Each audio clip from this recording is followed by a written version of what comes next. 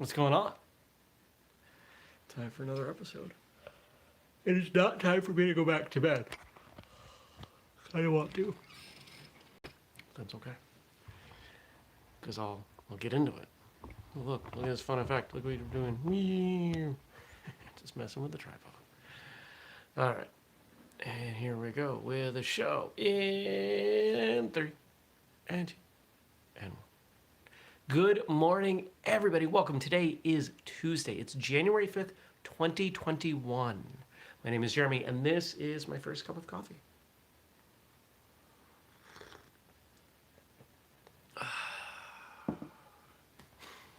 Well, I hope you had a great Monday. I hope you're looking forward to a great Tuesday. I had a pretty good day. Got a lot done.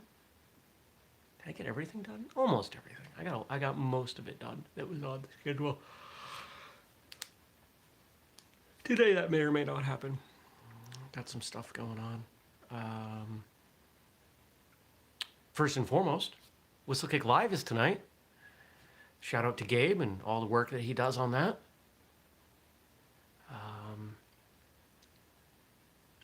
What else is going on today? Andrew and I are recording. We've got another episode. So, boom, there's 4 episodes we're recording in one day.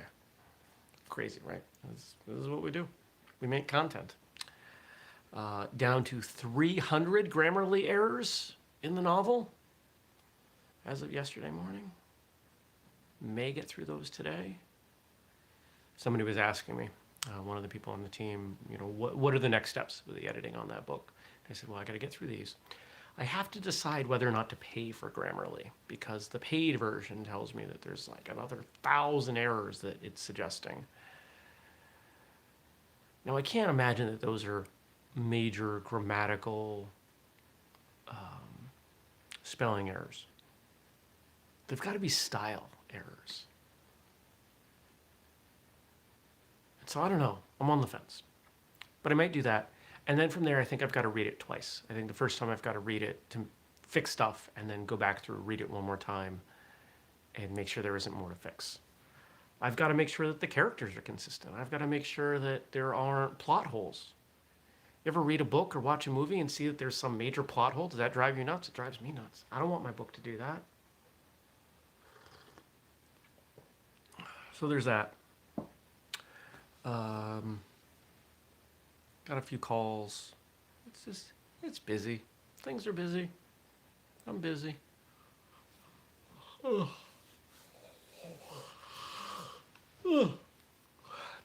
Headed out yesterday, did some tech work for a client. This poor guy, his network keeps going down. And I think, knock on wood, I think we found the part.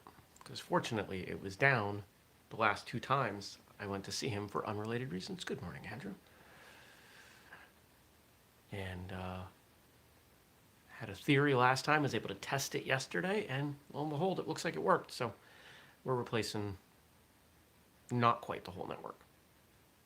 Just a few things. One piece that needs to be, and then the rest is upgrades. I said, while we're in here, here's some things you might consider. So that's what we're doing. What else did I do yesterday? Watched some more Cobra Kai. It's kind of intense. I got to be honest. Some of the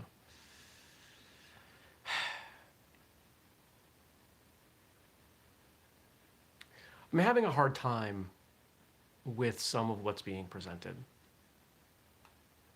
There are points in time where none of these people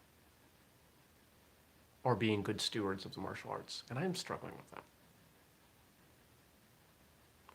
Through season 1 and 2, it seemed really clear that this show could inspire people to train. I don't know that it's going to do that now. Maybe it'll change. Maybe it'll get better as I keep going through. But just the sheer amount of fighting. And you don't have the balance of Miyagi.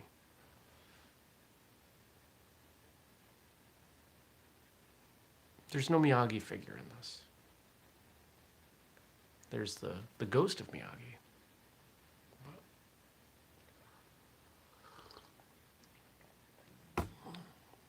I don't know what you mean, Daniel. wondering if that's a typo. What else is going on?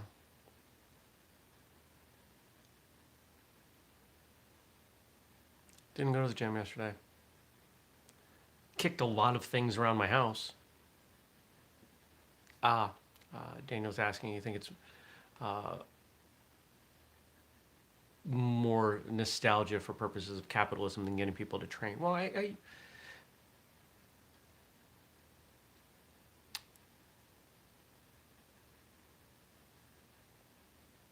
is there that big an audience for Cobra Kai? Well, they didn't know when they started, but it's the #1 show on Netflix, and was when they put seasons 1 and 2 on there. It's the biggest thing people are watching.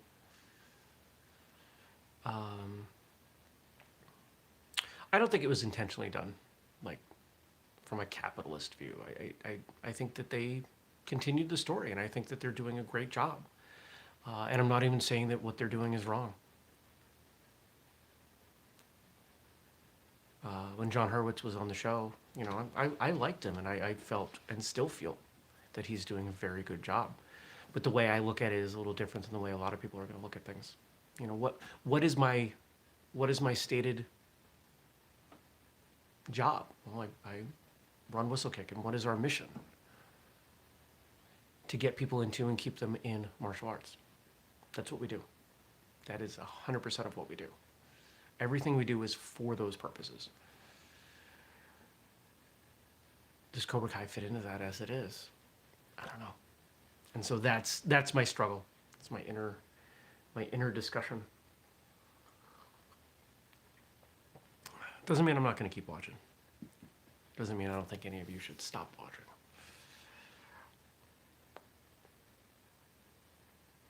Lately, I've been confronted, and maybe this is part of it. Lately, I've been confronted with a number of shows that just get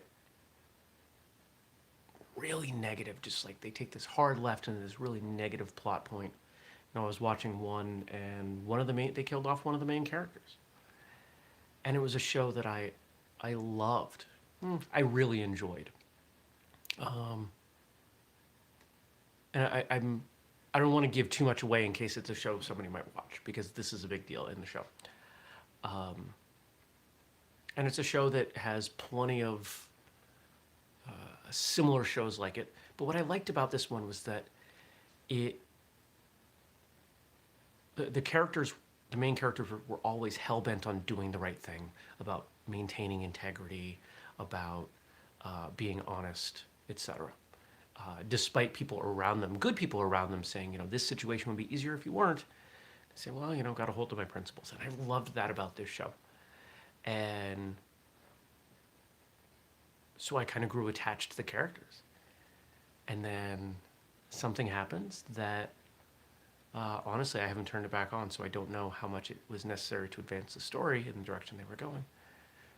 But for the characters who play their roles very well, this is not a small-time show. It was very emotional for them. And I have a hard time, even in TV and movies, being around a lot of negative emotion. I try to stay positive. So I'll probably turn it back on at some point. Once the pain of that character dying fades, which I know, it sounds silly. There are shows that I've had to turn off for weeks at a time because I needed to recover. Sons of Anarchy, Shameless.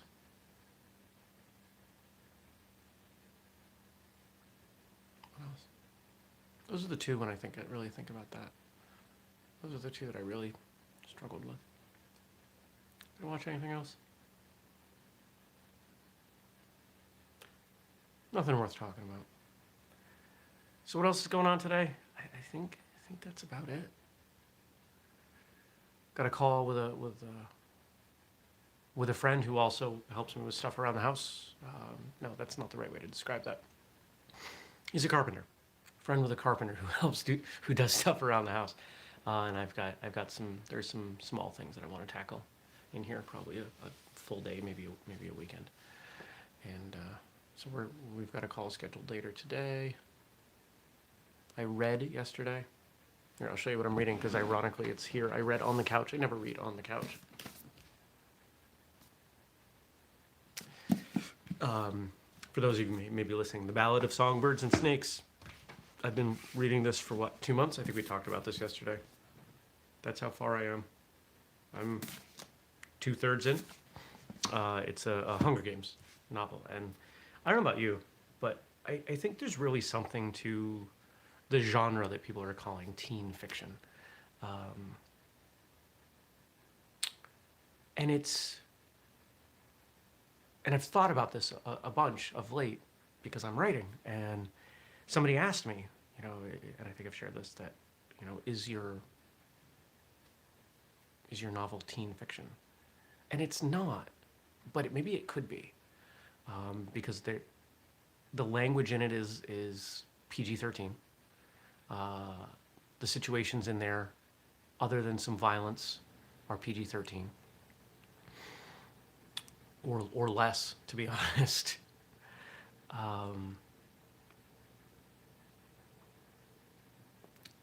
I've kept the dialogue approachable, or the language approachable, but it's not written for kids. There are some bigger words in there.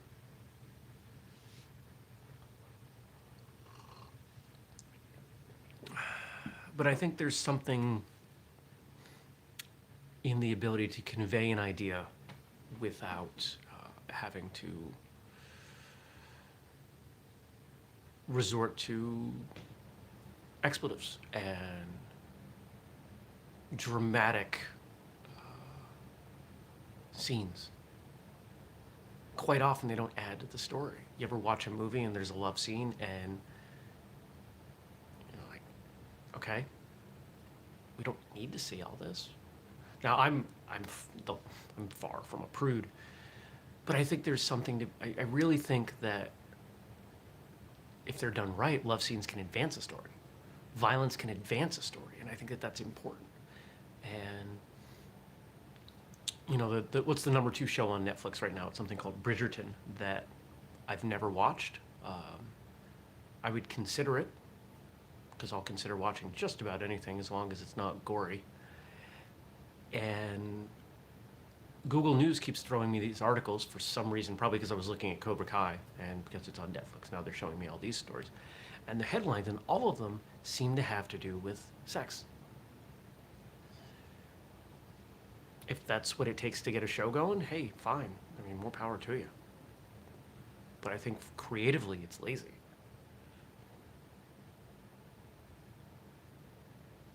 Then again, do you want to make a show that a lot of people watch and you make a lot of money, or do you want to make something that has a lot of artistic integrity? There's room for both.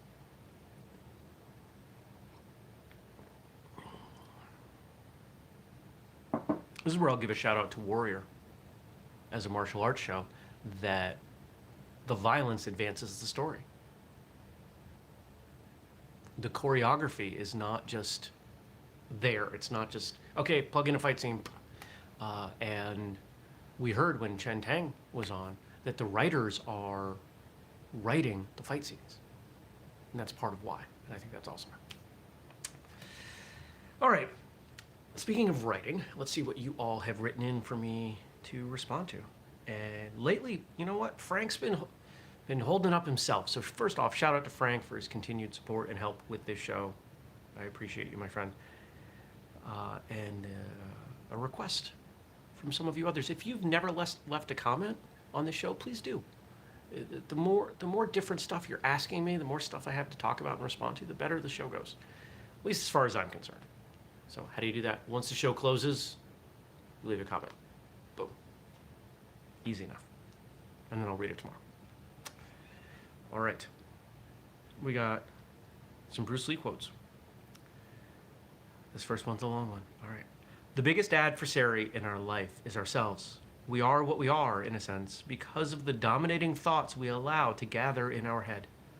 All concepts of self-improvement, all actions and paths we take relate solely to our abstract image of ourselves.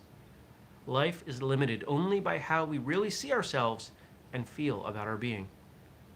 A great deal of pure self-knowledge and inner understanding allows us to lay an all-important foundation for the structure of our life from which we can perceive and take the right avenues.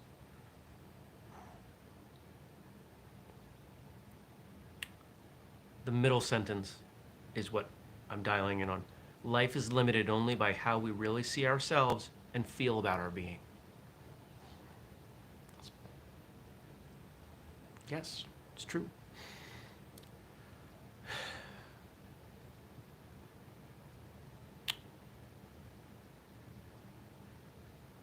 I believe firmly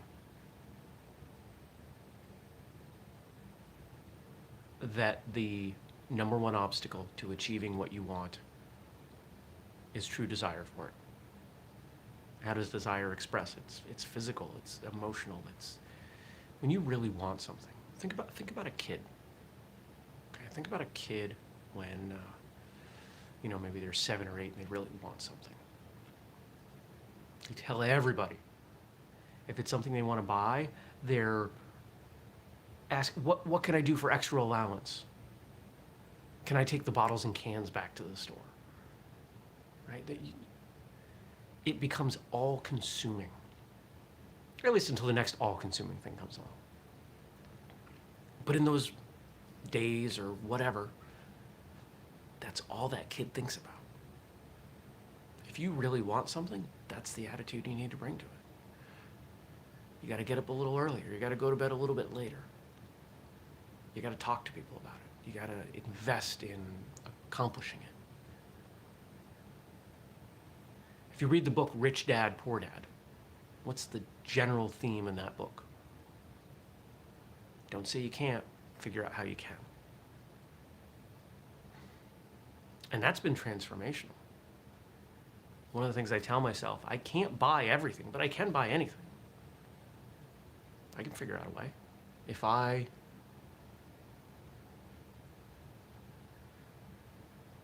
could figure out a way, might not be the smartest decision, but I could figure out a way to buy anything. I could buy another house if I really wanted to. I could move things around and mortgage this and second job, third job, fourth job, whatever you want to call it, here and there. I could make it happen. Might require the sacrifice of something else, but there's always a way. If I wanted to buy some, really expensive car, I could do the same thing. Might bankrupt me, ultimately, but I could do it. Just because you can do something doesn't mean you should. And that's, I think, the difference between being an adult, or at least being mature, and being not mature.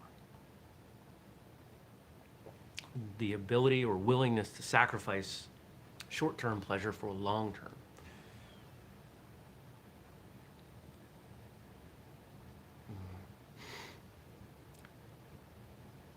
Let nature take its course, and your tools will strike at the right moment. We could think of that in terms of a lot of things, but let's think about it in terms of martial arts. Let's think about it in terms of combat, whether orchestrated or unfortunately real. Let nature take its course. What's another way of saying that? Go with the flow. Be like water, Have you ever sparred with someone or done partner drills in some way where both of you trust each other so much that you're willing to let things just kind of flow? I'm just going to go back and forth. And maybe it's not at that cadence, but you just kind of let things go. And you let ego fall away. I don't care if I win. I'm just going to let it happen. And what tends to come of that, from my observation and my experience, is that people have one, it's much more enjoyable, but two, the demonstration of skill is much higher. Your ability to put those techniques together is much more fluid, much more real time. You don't have to think, it just happens. But it does require Trust. Now, how do you take that out into the real world? Because if someone's attacking you, you don't trust them. But you can trust yourself, and you can trust the situation, and you can trust the experience that you have in doing that. This is why I am so passionate about partner work that involves moving slowly, because it's the easiest way to build this stuff up, and it's some of the most fun you can have. I love slow drills.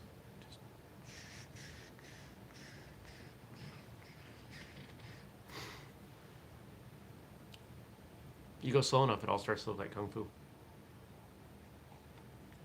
And I think that's fun. I don't know Kung Fu. When I teach kids this stuff, one of the games that we talk about it, we use to describe it is called fight scene. I want you to choreograph a really slow fight scene in real time, where the goal is not to win. The goal is to put on the best show you can. And it completely changes people's perspective. Requires a suspension of ego, something that not everyone is good at.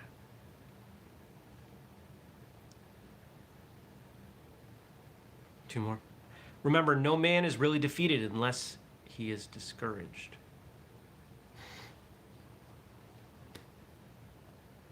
Being discouraged is the step before giving up, before quitting. People don't quit without being discouraged. Right?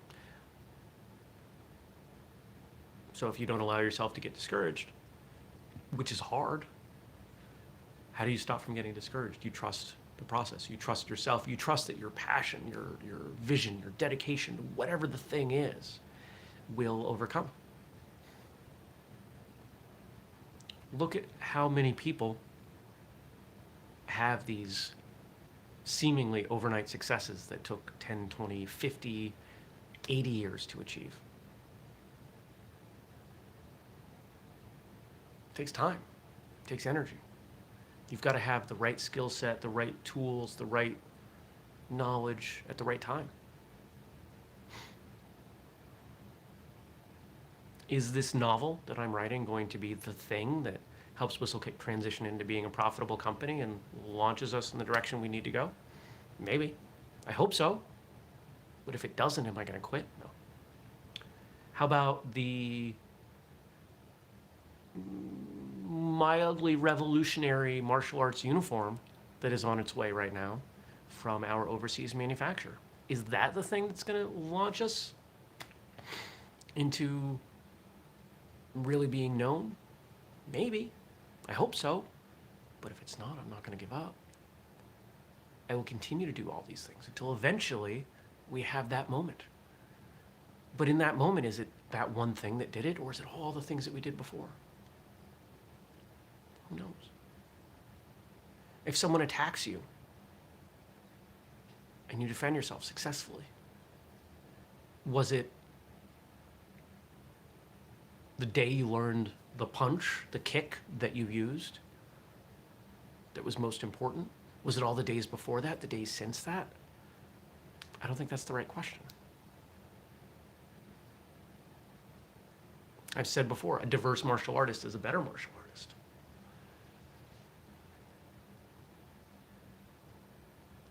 Diversity of skill is critical. We are told that talent We are told that talent creates opportunity, yet it is desire that creates talent.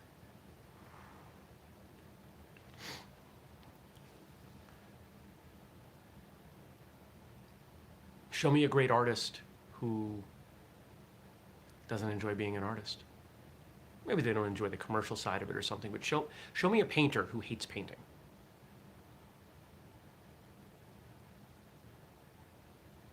They're probably not a good painter. There's a reason that the vast majority of the time, skill and passion correlate. It's hard to have a lot of skill in something you're not passionate about. And when you find something that you are skilled at, you tend to develop a passion for it. Because we all want to succeed. We want to be good at things. We want to contribute something back to the world. One of the things that I've been exploring philosophically of late is this idea that ultimately, The thing we value most in society is creation, the creation of things. Who makes the most money? People who create things. Musicians, they create music. Actors, they create movies. Athletes, they create entertainment.